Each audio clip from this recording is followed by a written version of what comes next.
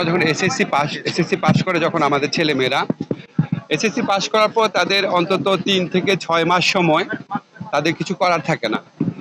তো আমাদের কাছে মনে হয়েছে এই সময়টা আমরা উনাদেরকে জন্য আমাদের সন্তানদের জন্য একটা স্কিল ডেভেলপমেন্ট প্রোগ্রাম করব। স্কুলের যারা এসএসসি পাস করেছে তারা এই প্রোগ্রামটা পার্টিসিপেট করবে। তাদেরকে আমরা কম্পিউটারের উপর ট্রেনিং দিব, গ্রাফিক ডিজাইনিং এর উপর ট্রেনিং দিব, ওয়েব ডিজাইনিং এর উপর ট্রেনিং দিব। এই বছর অন্তত 6,000 স্টুডেন্টকে আমরা এনরোল করতে পেরেছি। এসএসসির পর যে এইচএসসি থাকবে, এইচএসসি পাস করে যারা থাকবে তাদেরকেও আমরা এনরোল করার চেষ্টা করব। এখন আমরা এটা কেন করছি? আমি এই মন্ত্রণালয়ের দায়িত্ব নেওয়ার পর আপনারা জানেন আমরা বাইরে কর্মসংস্থানের সুযোগ বৃদ্ধির জন্য অনেক চেষ্টা করেছি। আমাদের সার্বিয়া, রোমানিয়া সহ ইস্ট ইউরোপে আমাদের মার্কেট ওপেন হচ্ছে। আমাদের ডক্টর ইউনূস স্যার জাপান থেকে আশ্বাস পেয়েছেন 1,00,000 শ্রমিক নেওয়া হবে। মালয়েশিয়াতে যখন আমি গিয়েছিলাম বলেছে সবচেয়ে বেশি কর্মী বাংলাদেশ থেকে নিবে, এবার ওরা যে কর্মীদের নিবে সবচেয়ে বেশি নিবে। তাছাড়া সৌদি আরবে এবং জর্ডনে আমাদের যারা ইররেগুলার ওয়ার্কার ছিল তাদেরকে রেগুলার করার ব্যবস্থা করবে এই আশ্বাস আমাকে দিয়েছে এবং অলরেডি করা শুরু করেছে। আমরা আপনার বাহরাইন আর ইউএইতেও আপনার ওপেন করার চেষ্টা করছি। ইউএইতে অনেকটা ওপেন হয়ে গেছে, বাহরাইনে একটু জটিলতা আছে, আমরা ওপেন করার চেষ্টা করছি। এছাড়া আমরা আরো বিভিন্ন কল্যাণমূলক পদক্ষেপ নিয়েছি, আপনার খবর নিয়ে দেখবেন। প্রবাসী কল্যাণ ব্যাংকে আমরা ঋণ নেওয়া অনেক সহজতর করেছি।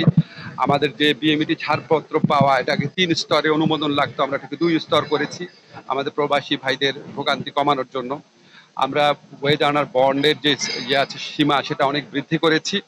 আমরা যে প্রবাসী কল্যাণে যে আপনার যারা আপনার আমাদের ভাইরা ওখানে দুর্ভাগ্যজনকভাবে মৃত্যুবরণ করেন তাদের যে পরিবার পরিজনের ভোগান্তি কমানোর জন্য লাশ পরিবহনের সুবিধার জন্য কিছু ব্যবস্থা নিয়েছি।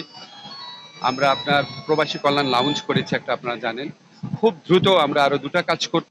একটা হচ্ছে আমাদের প্রবাসী ভাইদের থাকার জন্য একটা জায়গা ছিল, যারা আপনার বিমানবন্দরে আসেন, আসার পর অনেকক্ষণ ওয়েট করতে হয়, দেখা যায় হয়তো পুরো রাতটাই কাটাতে হয়, তখন তারা অত্যন্ত ইনসিকিউর অবস্থায় পড়েন।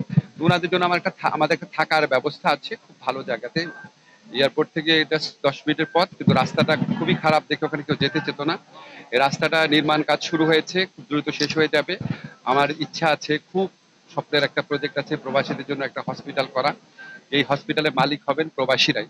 স্বপ্ন আছে এটা, এটা যদি করতে পারে আমার খুব শান্তি লাগবে, কারণ আমাদের যারা রেমিটেন্স যোদ্ধা ভাই বোনরা আছে ওনাদের প্রতি আমাদের অসীম ঋণ। ওনাদের জন্য আমাদের আরো বহু কিছু করণীয় আছে। তো এটা করতে পারলে আমার মনে হয় ওনাদের ভালো হবে, যারা ফিরে আসেন রিইন্টিগ্রেশন কর্মসূচির আওতায়।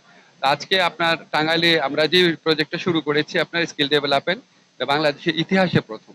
তো আমরা এখানে আপনার টাঙ্গাইলের অধিবাসীরা আছেন, আপনারা সবাই এখানে এটা ভালো মতো প্রচার করবেন, অন্যান্য বক্তব্যে যেটাই ভালো করে প্রচার করেন। আমরা যদি এই কর্মসূচিটা খুব সাফল্যমণ্ডিত করতে পারি, আমাদের 6,000 শুধু স্কিল খুব স্কিলড হবে না ওনারা, কিন্তু ইনিশিয়াল বা বেসিক স্কিল তো ডেভেলপ করা যাবে। তারপর আপনাদের একটা জিনিস বলে রাখি, আন্তর্জাতিক শ্রমবাজারে এখন সেমি স্কিল বা আনস্কিল ওয়ার্কার নিতে চায় না। ক্রমেই আমাদেরকে স্কিল ওয়ার্কার বাড়াতে হবে। স্কিল ওয়ার্কার ছাড়া আমাদের শ্রমবাজারে ভবিষ্যৎ খুব বেশি ভালো হবে না। স্কিল ওয়ার্কার ডেভেলপমেন্টের একটা প্রাইমারি ধাপ হিসেবে আমরা এটা করলাম, কারণ যারা ইনশাল্লাহ আশা করি যারা এসএসসি পাস ছেলেমেয়েরা যখন এই ট্রেনিংগুলো নিবে তারা এইটার সাথে পরিচিত হবে, বিদেশে যাওয়ার যে সুযোগ আছে সেটার সাথে পরিচিত হবে, আরো বেশি ট্রেনিং নেওয়ার জন্য তারা উদ্বুদ্ধ হবে। এবং এখান থেকে যারা ট্রেনিং এ ভালো করবে তাদের দিকে আমরা নজর রাখবো। ট্রেনিং শেষ হওয়ার পরও যারা ভালো করবে, যারা এখানে আমি ওনার সাথে আলাপ করব, যদি সপ্তাহে একদিন ট্রেনিং শেষ হওয়ার পরও যদি তারা ওটাকে আবার মানে অভ্যস্ত থাকার জন্য আবার ট্রেনিং জন্য আসতে চায় সেটার ব্যবস্থা করব। আপনারা সবাই দোয়া করবেন আমরা যেন সত্যি ভালো কিছু করতে পারি।